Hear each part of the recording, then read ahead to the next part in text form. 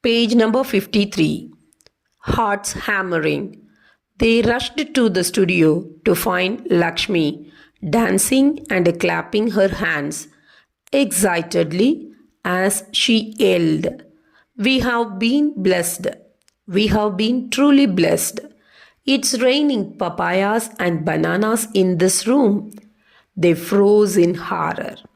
Lakshmi had apparently switched on the fan on which Zigzag had left some fruit and nuts.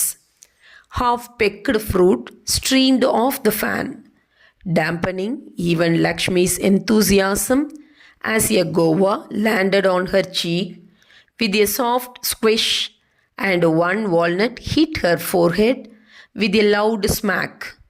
One slice of overripe papaya came whizzing off the fan, and as they watched it helplessly, it, oh horrors, splattered all over Mrs. Krishnan's unfinished masterpiece, Sunset at Marina, spreading streaks of gooey orange pulp and shiny black seeds all over it. Mrs. Krishnan groaned tragically and looked ready to shoot Zigzag, but he was saved by the bell, the telephone bell. They answered one call after another as all the neighbors rang up to demand what the awful grvees sound was, and if they could please have some peace. And though all this commotion, Zigzag slept on unconcerned and snowed on. Finally, an exhausted Mrs. Krishnan rang up her husband. "I am going crazy with the sound of Zigzag snoring, plus all these angry telephone calls. And my beautiful painting." Here her voice cracked. "You know, Mrs. Junjunwala, the art critic who lives upstairs, well, she heard Zigzag snoring and had the cheek to telephone and ask me whether I could sing a little softly when I took my singing lessons. Please contact Somu and find out what we should do." Dr. Krishnan came home as fast as he could after he had left an email message for Somu, asking him for clear instructions on how to stop Zigzag from snoring. "Don't worry," he reassured his downcast family.